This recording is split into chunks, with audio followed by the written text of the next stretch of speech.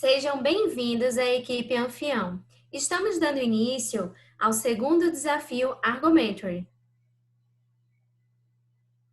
Fazendo um overview sobre os guerreiros da nossa equipe já expostos no portfólio no desafio 1, vale relembrar que nossa equipe é uma equipe multidisciplinar, formada por 3 mulheres e 3 homens, com bastante diversidade cultural e profissional.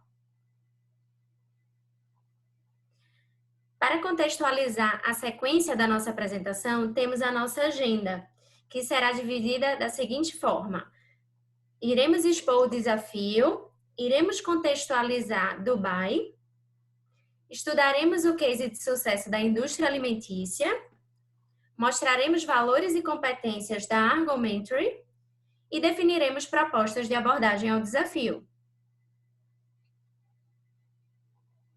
Falando sobre o desafio, iremos expor uma proposta e case sobre as dificuldades dos trainees recém-saídos das universidades locais em Dubai, os quais possuem uma lacuna de formação em relação às competências essenciais enaltecidas no Argumentary.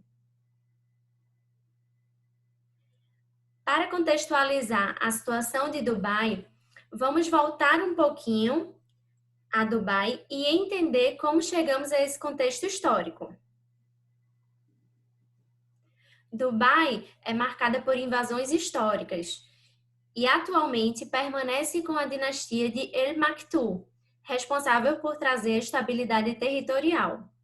Para entender a economia local, voltamos em 1894, com o comércio em pérolas, que com o desenvolvimento em 1940 alcança um acordo com o governo britânico de petróleo.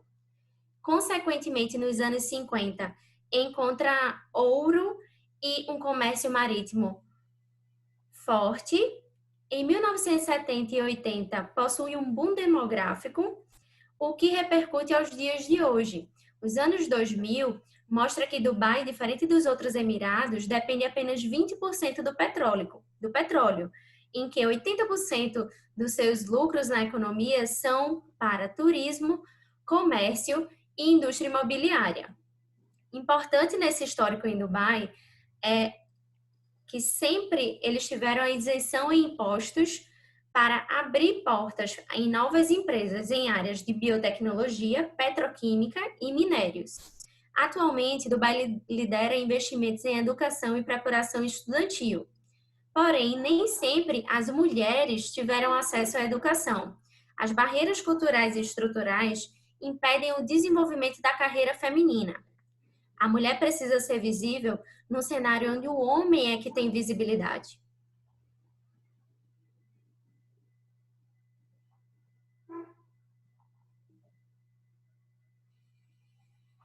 Bom, tendo conhecido um pouquinho da proposta do desafio e o cenário de Dubai, a gente parte para o nosso case de sucesso, que é relativo a uma pesquisa que a gente fez com empresas que têm filiais em Dubai, para então a gente conseguir acompanhar algum resultado positivo, cuja a gente consiga trazer alguma lição aprendida para dentro do nosso desafio, como forma de replicar isso para Argumentor e trazer um resultado bacana com relação ao desafio.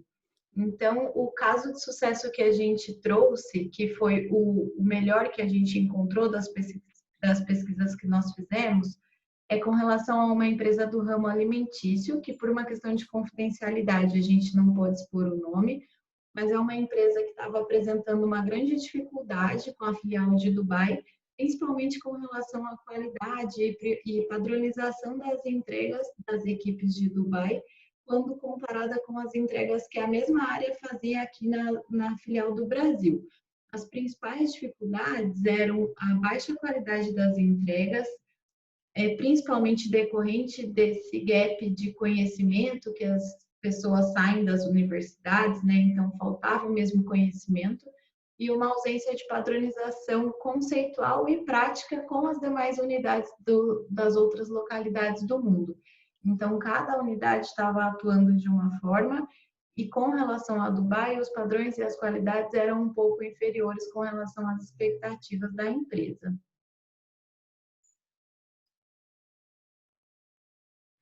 E como que essa empresa fez para contornar essa situação, né? Por que a gente está considerando que isso foi um sucesso e a gente está utilizando isso como uma lição aprendida para o nosso desafio? A empresa optou por transferir um dos melhores funcionários que ela tinha no Brasil para a filial de Dubai. E esse funcionário tinha como meta levar tanto os conceitos quanto os métodos de trabalho daqui do Brasil para a filial de Dubai. Então, na unidade do Brasil foram feitas políticas, procedimentos, treinamentos, conteúdos técnicos e teóricos na língua brasileira e foram traduzidas para que esse funcionário pudesse levar esse conteúdo para Dubai, ministrar isso como forma de treinamento e fornecer esse material para os funcionários de Dubai. E juntamente com isso, ele passou a ser um ponto focal dentro da unidade de Dubai, onde todas as dúvidas das pessoas, dos trainees ou de demais profissionais que já estavam há mais tempo na empresa, fossem centralizadas nele. Ele, com esse conhecimento, poderia suportar e até fornecer esse feedback e acompanhamento contínuo dessas pessoas, garantindo que as entregas passassem a ter sempre o mesmo padrão, seguindo aqueles materiais e aqueles conteúdos que foram escritos na teoria e então seriam acompanhados por ele na prática.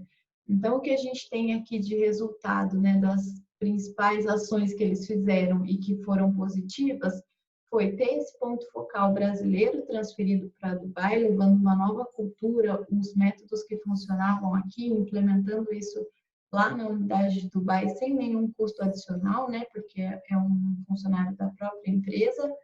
Teve esse treinamento que ele ministrou e esses materiais, que são agora um material padrão, né? Foram disponibilizados para todos os funcionários de Dubai.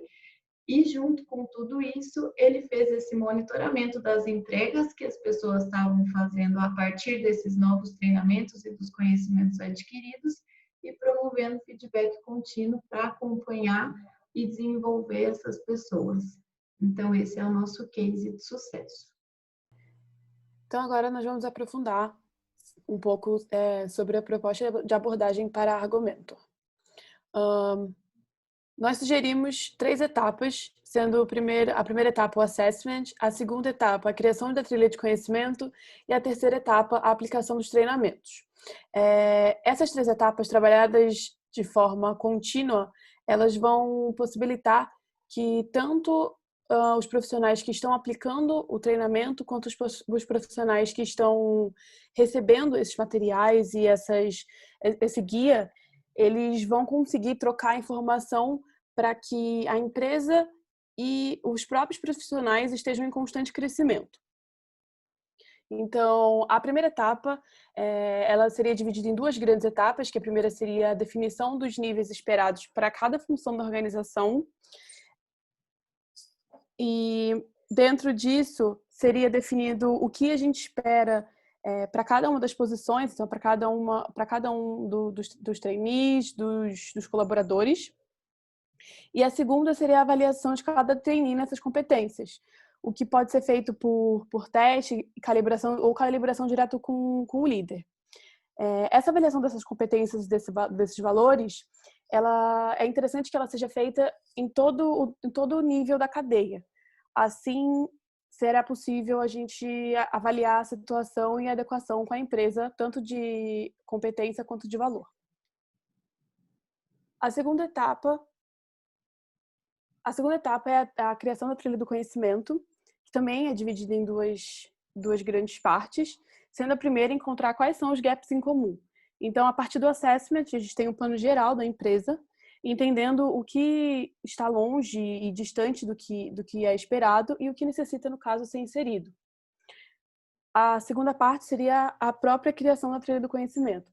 Então, utilizando a metodologia 70-20-10.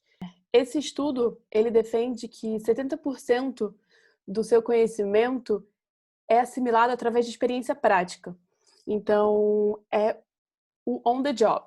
Então, é literalmente você ir e fazer o trabalho. 20% do aprendizado você assimila de acordo com outras pessoas. Então, mentoria, coaching, observação. E 10%, os outros 10% faltantes, é aprendizagem formal. Que no caso é treinamento, material de leitura, palestra e esse tipo.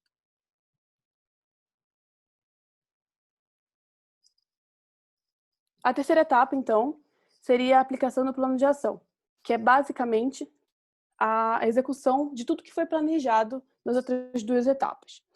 Também dividido em dois, a primeira seria a definição clara de datas e resultados. Então, o que a pessoa, o que o profissional que está propondo todo esse trabalho, o que ele espera? Para quando ele espera? Qual é o resultado que ele espera? Assim, fica muito mais fácil de ter toda a equipe trabalhando com objetivo, com organização e com muito mais foco. E a segunda etapa seria o feedback contínuo.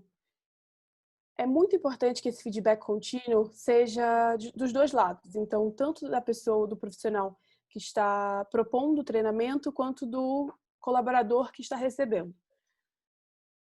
Através dessa cultura do feedback, é possível que toda empresa se ajude e colabore para a melhoria do dia a dia, para a melhoria do material do treinamento, para a melhoria do próprio treinamento e para a melhoria, no caso, consequentemente, da empresa.